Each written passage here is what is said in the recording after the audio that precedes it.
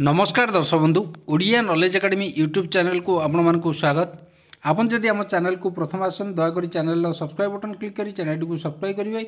वीडियोटी भल लगे वीडियोटी को निश्चय लाइक करेंगे, कमेंट करेंगे, शेयर करेंगे भूलिए जहाँद्वारा आप प्रतिदिन नुआ नुआ अपडेट पाइपर। तो आसन देखा आज गुरुत्वपूर्ण खबरटी जो थे कि अवसरप्राप्त कर्मचारी बा पेंशनभोगी जो मैंने राज्य पेंशनभोगी अच्छा से गोटे खुशी खबर। तो से विषय आम संपूर्ण आलोचना करवा एवं कौन रही आज जो गुरुत्वपूर्ण प्रसंगटी आम देखा। तो आसतु डेरी नक आरंभ करवा आज खबरटी। जो पेंशन और ग्राच्युटी प्रदान बेले ठिका कर्मचारी ठिका कार्यकाल जो हिसाब प्रसंग ताकू नहीं जो मान्यवर हाईकोर्ट जो गुरुत्वपूर्ण राय देते जो ठिका बेले कर्मचारी जो ठिका कार्यकाल अच्छी कंट्राक्चुअल समयटा को आमर हिसाब रे नवापाई ताकू पेंशन और ग्राच्युटी कैलकुलेशन जो हाईकोर्ट जो गुरुत्वपूर्ण राय देते जोटा कि सुप्रीम कोर्ट रे कायम बा सुप्रीम कोर्ट रे सेटा मध्य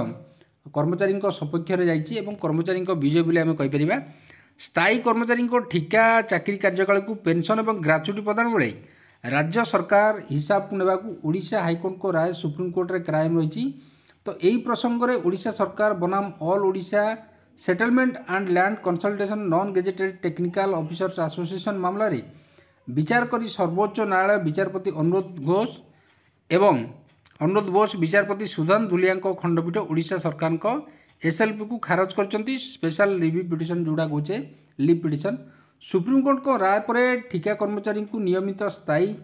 राज्य सरकारी कर्मचारी बनिथिबा हजार हजार संख्यार कर्मचारी मानकू संपूर्ण चाकरी काल निमंते अवसरकालीन पेंशन और ग्राच्युटी सुविधा मिलवा बाट भिड़ी आम कहीपर। एक रकम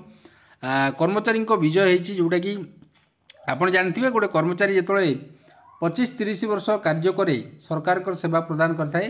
तो अवसर जोटा कि मानवर सुप्रीम कोर्ट अनेक समय कहते जोटा कि पेंशन और ग्राच्युटी हूँ कर्मचारी फंडामेंटाल राइट जोटा कि मौलिक अधिकार जाऊँगी। तो सुप्रीम कोर्ट राय पर ठिका कर्मचारी को नियमित स्थायी राज्य सरकारी बनिथिबा हजार हजार संख्यार जो कर्मचारी मानकू संपूर्ण चाकरी काल निमंते अवसरकालीन पेंशन सुविधा और ग्राच्युटी सुविधा मिलवा बाट भिड़ी। मामला विवरण जो प्रकाश होती 2001 चाकरी शर्तावली निर्धारण जोटी सर्विस कंडीशन अच्छी सर्विस कंडीशन पेंशन एवं जो ग्राच्युटी जो सरकार जो ग्राच्युटी नियम अच्छी अवसरकालीन सुविधा जोटा रिटायरमेंट बेनिफिट सब रही सरकार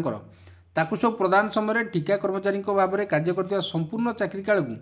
हिसाब को नवाकू all Odisha settlement and land consultation non gazetted technical officers association Odisha प्रशासनिक ट्रिब्यूनाल आवेदन करथिले। तो से समय बर्तमान तो सैट आउ ना 2011 सैट मामला विचार करी ओडिशा सरकार सपक्ष राय प्रदान करथिले किंतु 2022 अप्रैल 19 ओडिशा हाईकोर्ट को सैट का आदेशनामा को खारज करी 3 मास मध्य कर्मचारी ठिका चाकरी कार्यकाल हिसाब को नहीं चाकरी शर्तावली जो अच्छी सर्विस कंडीशन ताकू पुनः निर्धारण करवा ता सहित पेंशन और ग्राच्युटी सुविधा प्रदान निर्देश देते। तो ओडिशा सरकार द्वारा हाईकोर्ट को आदेशनामा को विरोध कर सुप्रीम कोर्ट रे एसएलपी दाखल होता जो थे कर्मचारी संघ तरफ से जुक्ति उपस्थापन कराइला जो थे कर्मचारी को आम कहीपर एक्रम विजय होती कर्मचारी को न्याय मिली आम कहीपर। तो देखु जो कैबिनेट रे गुरुत्वपूर्ण प्रस्ताव जो सरकार राज्य सरकार कैबिनेट जो गुरुत्वपूर्ण प्रस्ताव पास करते जो थे कि यूनिफाइड पेंशन स्कीम बा न्यू जोटा आमर एनपीएस रु परिवर्तन कराइला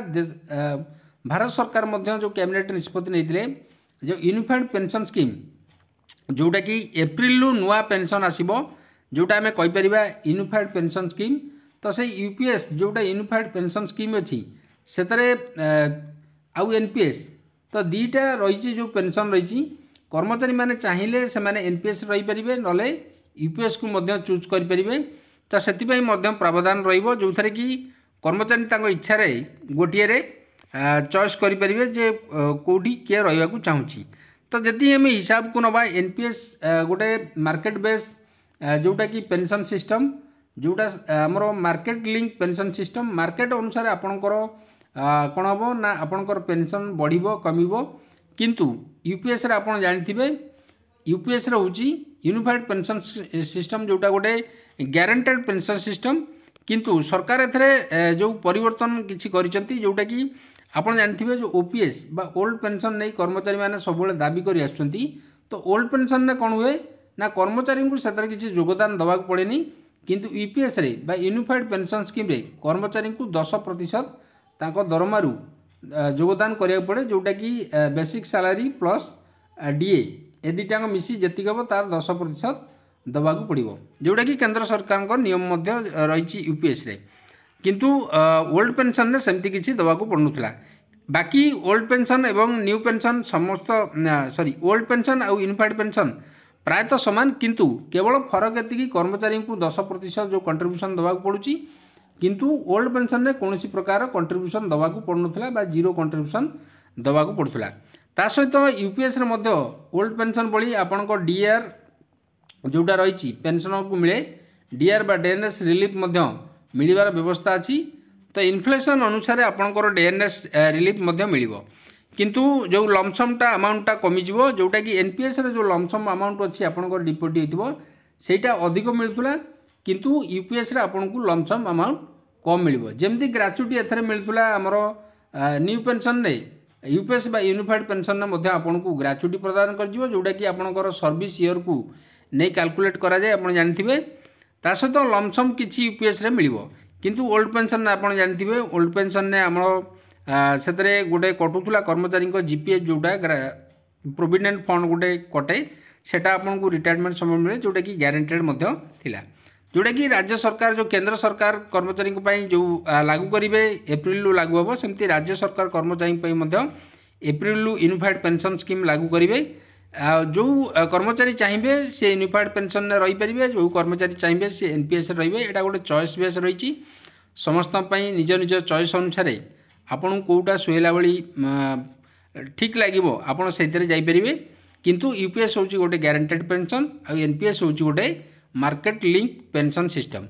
तो आज ये गुरुत्वपूर्ण खबरटी जो जदि भल लगी वीडियो को दयाकोरी वीडियो को लाइक करेंगे कमेंट करेंगे शेयर करेंगे भूलें धन्यवाद।